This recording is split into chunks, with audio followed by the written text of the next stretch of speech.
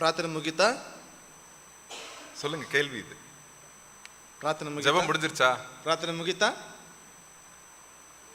இன்னொரு முக்கியமான ஒரு பாயிண்ட்டுக்காக ஏசப்பா பெரிய பாயிண்ட விளக்கத்தோட சொல்ல போறாரு. ಅಲ್ಲಿ ಇನ್ನೊಂದು ಮುಖ್ಯವಾಗಿರ್ತಕ್ಕಂಥ ಕಾರ್ಯವನ್ನ ಬಹಳ ಸ್ಪಷ್ಟವಾಗಿ ತಿಳಿಸ್ತಾ ಇದ್ದಾರೆ. நீங்க எல்லாரும் இவ்வளவு இதுவரைக்கும் இன்னைக்கு வரைக்கும் நினைச்சிட்டு இருந்தீங்க பார்லிமெண்ட்ல ஜெபம் வந்து இதோட முடிஞ்சிருச்சுன்னு நினைச்சிட்டீங்க. ನೀವೆಲ್ಲ ನೆನೆಸ್ಕೊಂಡಿದ್ದೀರಿ ಪರಲೋಕದ ಪ್ರಾರ್ಥನೆ ಇಲ್ಲಿಗೆ ಮುಗಿತು ಎಂಬುದಾಗಿ ನೀವು ಅಂದ್ಕೊಂಡಿದ್ದೀರಿ. முக்கியமான பாயிண்ட்டுக்காக ஏசப்பா ஜெபிக்க சொல்ல போறாரு. ಇನ್ನೊಂದು ಮುಖ್ಯವಾಗಿರ್ತಕ್ಕಂಥ ಅಂಶಕ್ಕಾಗಿ ಪ್ರಾರ್ಥಿಸೋದಕ್ಕೆ ಕೇಳ್ತಾ ಇದ್ದಾರೆ. அது என்னது? ಅದು ಯಾವುದು? 5வது ವಚನದ ಸ್ಟಾರ್ಟಿಂಗ್ பாருங்க. 5ನೇ ವಚನದ ಮುಖ್ಯ ಭಾಗವನ್ನು ನೋಡ್ರಿ. பின்னும் அவர் அவர்களை நோக்கி உங்களில் ஒருவன் தனக்கு பின்னும் அவர்களை நோக்கி. இங்கிலீஷ்ல என்ன இருக்கு? பிரகாஷ் பைபிள் இங்கிலீஷ் பைபிளா என்ன இருக்கு?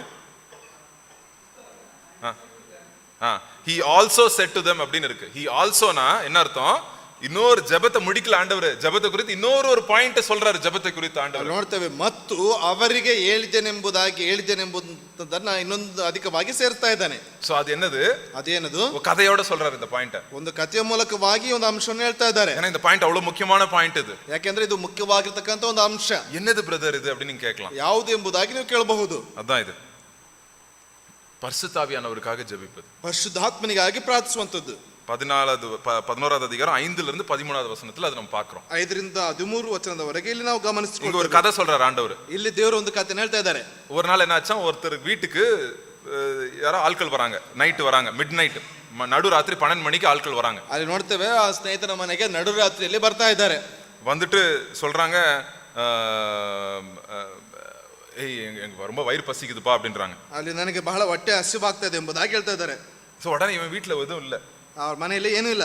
உடனே பக்கத்து வீட்டுக்காரன்ட்ட போறான், அவன் ஃப்ரெண்டு கிட்ட போறான். ತನ್ನ ಸ್ನೇಹಿತನ ಮನೆಗೆ ಹೋಗ್ತಾ ಇದ್ದಾನೆ. இன்னொரு ஃப்ரெண்டு, பக்கத்து வீட்ல ஒரு ஃப்ரெண்ட் இருக்காங்க, பக்கத்து வீட்டுக்காரங்க கிட்ட போறாங்க.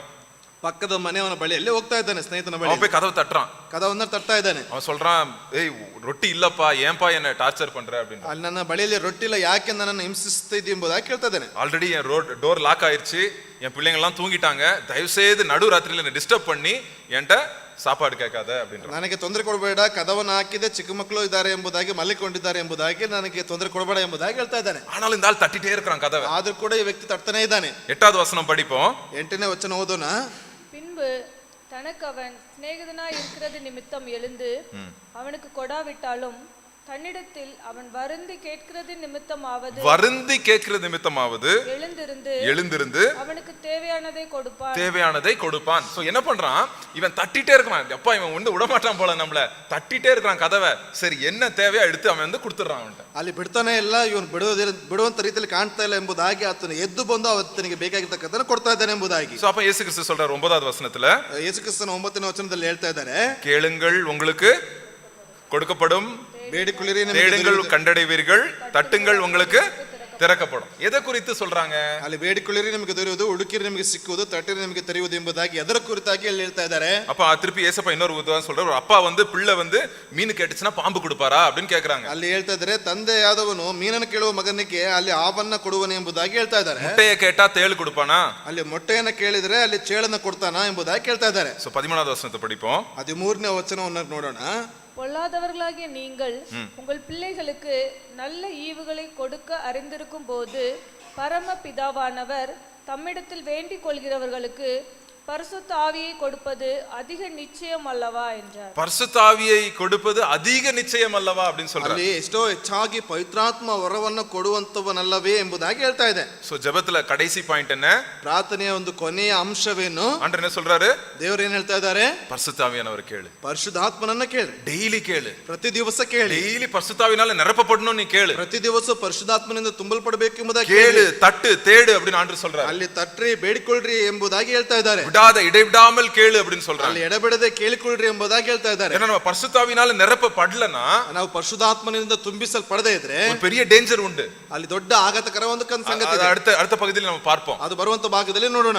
சோ பரிசுத்தாவினாலே ஆண்டவரே என்ன நிரப்புங்க இந்த நாள் அப்படி நம்ம கேட்கணும். ಪರಿಶುದ್ಧಾತ್ಮನಿಂದ ಈ ಒಂದು ದಿವಸದಲ್ಲಿ ನಾನು ತುಂಬಿಸಲ್ಪಡಲಿ. ஆண்டவரே கெட்ட காரியங்களை பார்க்கும்போது அதிலிருந்து நான் தூரம் போறதுக்கு எனக்கு ஒரு தைரியம் கொடுங்க, அதுக்கு ஒரு பலனை கொடுங்க அப்படி நம்ம கேக்குறோம். ಕೆಟ್ಟ ಕಾರ್ಯಗಳಿಂದ ದೂರ ಹೋಗುವಂತ ರೀತಿಯಲ್ಲಿ ಅದರಿಂದ ನನಗೆ ಬಲವನ್ನು ಕೊಡ್ರಿ ಎಂಬುದಾಗಿ ಕೇಳಿಕೊಳ್ಳುವಂತ. சோ ஜெபத்துல நம்ம முக்கியமாய் தனி ஜெபத்துல நீங்க பரிசுத்தாவினாலே ஆண்டவரே என்ன நிரப்புங்க, fill me with your holy spirit அப்படி நம்ம கேட்போம். ಅಲ್ಲಿ ಏಕಾಂತದ ಒಂದು ವೈಯಕ್ತಿಕವಾದಂತ ಪ್ರಾರ್ಥನೆಯಲ್ಲಿ ಪರಿಶುದ್ಧಾತ್ಮನಿಂದ ನನ್ನನ್ನು ತುಂಬಿಸಲ್ಪಡ್ರಿ ಎಂಬುದಾಗಿ ಕೇಳ್ತಕ್ಕಂಥದ್ದಾಗಿದೆ. சோ பரமண்டலங்களில் ஜெபம் எவ்வளவு இருக்கு? எங்க முடியுது நம்மளுக்கு? பரிசுத்தாவியானவரை ಕೇಳ್க்கிறதுல முடியுது. ಅಲ್ಲಿ ಪರಲೋಕದ ಪ್ರಾರ್ಥನೆಯಲ್ಲಿ ಯಾವ್ದ್ರಲ್ಲಿ ಮುಗಿತಾ ಇದೆ ಅಂತಂದ್ರೆ ಪವಿತ್ರಾತ್ಮನ ಒಂದು ವರವನ್ನ ಕೇಳೋದ್ರಲ್ಲಿ ಮುಗಿತಾ ಇದೆ. எப்படி பிரதர் கேட்க எனக்கு எப்படி பிரதர் எனக்கு தெரியும் பரிசுத்தாவியானவர் எனக்குள்ள இருக்கிறாரா? அவர்தான் நான் ரட்சிக்கப்படும் போது ஏசப்பா பரிசுத்தாவியானவருக்குள்ள வந்துட்டாங்களே அப்படின்னு நீங்க கேட்கலாம். ಯಾವ ರೀತಿಯಾಗಿ ಅವರು ಪರಿಶುದ್ಧಾತ್ಮನ ಹೊಂದಿಕೊಳ್ತಕ್ಕಂಥದ್ದು ಅಥವಾ ನಾನು ದರ್ಶನ ಹೊಂದುವಂತ ಸಂದರ್ಭದಲ್ಲಿ ಅವರು ಬರಲ್ಪಟ್ಟಿದ್ದಾರೆ ಎಂಬುದಾಗಿ ನೀವು ಕೇಳಬಹುದು. கண்டிப்பா அது அந்த பெரிய சத்தியம். நீங்க என்னைக்கு ஏசப்பாவை ஏற்றுக்கொண்டீங்களோ அன்னைக்கே பரிசுத்தாவியானவர் உங்களுக்குள்ள வாசம் செய்ய வந்துட்டார். ಯಾವಾಗ ನೀವು ಯೇಸು ಕ್ರಿಸ್ತನನ್ನು ಅಂಗೀಕರಿಸಿಕೊಳ್ಳಲ್ಪಟ್ಟಿದ್ದಾರೋ ನಿಮ್ಮಲ್ಲಿ ವಾಸ ಮಾಡುವುದಕ್ಕಾಗಿ ಪವಿತ್ರಾತ್ಮನು ಬರಲ್ಪಟ್ಟಿದ್ದಾನೆ. ஒன் டைம் வந்துட்டாரு. ஆனாலும் மறுபடியும் ஆண்டு வந்து நம்மள நிரப்புறதுக்கு திட்டம் கொண்டவர்களா இருக்கிறார். ಅಲ್ಲಿ ಒಂದು ಬಾರಿ ಬರಲ್ಪಟ್ಟಿದ್ದಾರೆ, ಪ್ರತಿ ದಿವಸವೂ ಆತನಿಂದ ತುಂಬಿಸಲ್ಪಡುವುದಕ್ಕಾಗಿ ದೇವರ ಕಾರ್ಯಗಳನ್ನು ನೋಡ್ತಾ ಇದ್ದಾರೆ. நிரப்பப்படணும், நம்ம பரிசுத்தாவினால நிரப்பப்படணும். நம்மளுக்குள்ள இருக்கிற சுய ஆசைகள் சுய இன்பங்கள் அல்ல, அந்த இடத்துக்கு பதிலாக பரிசுத்தாவினாலே டெய்லி நிரப்பப்படணும். சோ கண்டினியூஸ் ஃபில்லிங் அப்படின்னு நம்ம சொல்லலாம். ಅಲ್ಲಿ ನೋಡ್ತೇವೆ ನಮ್ಮಲ್ಲಿರ್ತಕ್ಕಂಥ ಒಂದು ಸ್ವ ಆಲೋಚನೆಗಳಾಗಿರ್ಬೋದು, ಸ್ವ ಆಸೆಗಳಲ್ಲ, ಪ್ರತಿ ದಿವಸವೂ ಪರಿಶುದ್ಧಾತ್ಮನಿಂದ ಆ ಒಂದು ಸ್ಥಳದಲ್ಲಿ ಪರಿಶುದ್ಧಾತ್ಮನಿಂದ ನಾವು ತುಂಬಿಸಲ್ಪಡಬೇಕು ಎಂಬುದಾಗಿ. ಅದಕ್ಕೆ என்ன பண்ணணும் நம்ம? ಅದಕ್ಕೆ ನಾವೇನ್ ಮಾಡ್ಬೇಕು? அந்த ಫ್ರೆಂಡ್ மாதிரி, ಆ ಸ್ನೇಹಿತನ ರೀತಿ. என்கிட்ட ரொட்டி இல்லப்பா, ನನ್ನ ಬಳಿಯಲ್ಲಿ ರೊಟ್ಟಿ ಇಲ್ಲ, மத்தவங்களுக்கு நான் ஊழியம் செய்யணும், மத்தவனுக்கு நான் ரொட்டி கொடுக்கணும், என் கையிலேயே ரொட்டி இல்ல, நான் எப்படி மத்தவனுக்கு கொடுக்கிறது?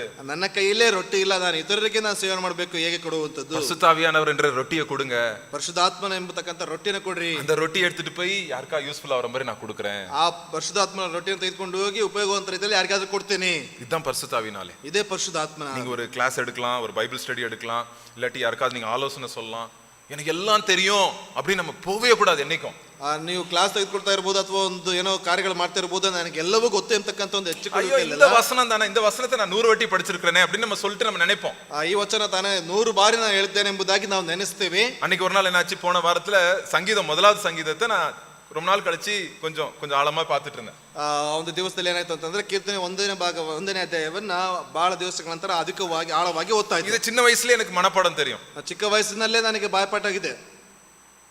பாவிகளிலே வழியிலே நடக்காமலும் பரியாசக்காரர் இடத்துல உட்காராமலும் கர்த்தருடைய வேதத்திலே எல்லாருக்கும் தெரியும். பட் ஆனாலும் ஆண்டவரே எனக்கு ஃபர்ஸ்ட் டைம் படிக்கிற மாதிரி நான் போகும்போது கர்த்தர் என்ன பண்றாரு, நம்மளுக்கு இன்னும் புதிய காரியங்களை நம்மளுக்கு கத்துக் கொடுக்கிறாரு அந்த 1வது சங்கீதத்தின் மூலமா. ನಾವು ನೋಡ್ತೇವೆ, ಪಾಪಾತ್ಮನ ಮಾರ್ಗದಲ್ಲಿ ನಿಂತುಕೊಳ್ಳದೆ ದುಷ್ಟರ ಮಾರ್ಗದಲ್ಲಿ ನಿಂತುಕೊಳ್ಳದೆ ಎಂಬತಕ್ಕಂಥ ರೀತಿಯಲ್ಲಿ ದೇವರು ಪ್ರತಿಯೊಂದು ಕಾರ್ಯಗಳನ್ನು ಒಂದೊಂದು ವಿಧವಾಗಿ ಹೊಸ ಕಾರ್ಯಗಳನ್ನು ತಿಳಿಸಿಕೊಡ್ತಾರೆ ಎಂಬುದು எனக்கு ரொம்ப சந்தோஷமா இருந்துச்சு. ஆண்டவரே புது காரியங்களை இன்னும் கத்துக் கொடுக்குறீங்க அப்படின்னு சந்தோஷமா இருந்துச்சு. ಹೊಸ ಕಾರ್ಯಗಳನ್ನು ಕಲಿಸಿಕೊಡ್ತಾ ಇದ್ದಾರೆ ಎಂಬುದಾಗಿ ಇನ್ನೂ ಸಂತೋಷವಾಗ್ತಾ ಇತ್ತು ನನಗೆ. சோ ஆண்டவர்ட்ட நீங்க இப்ப சந்தேகத்தோட யாரும் இங்க உட்கார கூடாது.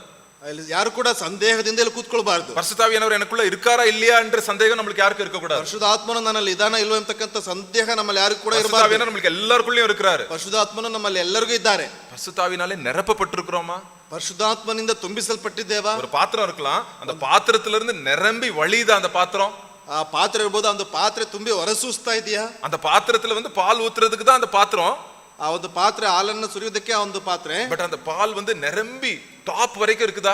ಆ ಒಂದು ಪಾತ್ರೆ ಕಂಠ ಪೂರ್ತಿಯಾಗಿ ಇದೆಯಾ? ಅದೇ ಆಂಡ್ರು இன்னைக்கு கேக்குறாரு நம்ம. ಅದೇ ದೇವರು ಇವತ್ತು ಕೇಳ್ತಾ ಇದ್ದಾರೆ. ಸೋ ಆಂಡ್ರು நம்ம ஆண்டவரே என்கிட்ட ஒண்ணும் இல்ல அப்படி நம்ம போகும்போது, ದೇವರೇ ನನ್ನ ಬಳಿಯಲ್ಲಿ ಏನಿಲ್ಲ ಎಂಬುದಾಗಿ ನಾವು ಹೋಗುವಾಗ ஆண்டவர் நிரப்புறாரு நம்மள. ದೇವರು ನಮ್ಮನ್ನು ತುಂಬಿಸ್ತಾರೆ. இல்ல எனக்கு எல்லாம் தெரியும், எனக்கு பைபிள் பத்தி தெரியும், எனக்கு ஊழியம் பத்தி தெரியும், எனக்கு இவங்கள பத்தி தெரியும், அவங்கள பத்தி தெரியும், எங்க நாட்டை பத்தி தெரியும் அப்படின்னா ஆண்டவர் அந்த தேவையான ஞானத்தை ಪರಲೋಕದಲ್ಲಿ ನಮಗೆ ಕೊಡಕ ಮಾಟಾರ್. ಅಲ್ಲಿ ನೋಡ್ತೇವೆ, ನನಗೆಲ್ಲ ಗೊತ್ತಿದೆ, ಆ ಒಂದು ಕಾರ್ಯಗಳು ಗೊತ್ತಿದೆ ಎಂಬುದಾಗಿ ಹೇಳುವುದು. ಆದರೆ ಪರಲೋಕದಲ್ಲಿರತಕ್ಕಂಥ ಕಾರ್ಯಗಳನ್ನು ದೇವರು ನಮಗೆ ಕೊಡುವುದಿಲ್ಲ. சரியா? ஆண்டவர் நம்ம பரிசுத்தாவியானவரை நம்ம தனி ஜெபத்துல நீங்க ஆண்டவரே என்ன ஆவினாலே நிரப்புங்க இன்னைக்கு அப்படின்னு நம்ம ஆண்டவர் டெய்லி நம்ம கேட்போம். ನಮ್ಮ ಏಕಾಂತ ಪ್ರಾರ್ಥನೆಯಲ್ಲಿ ಪರಿಶುದ್ಧಾತ್ಮನಿಂದ ನಮ್ಮನ್ನು ತುಂಬಿಸಲ್ಪಡಿ ಎಂಬುದಾಗಿ ಪ್ರತಿ ದಿವಸವೂ ನಾವು ಕೇಳಲ್ಪಡಬೇಕು.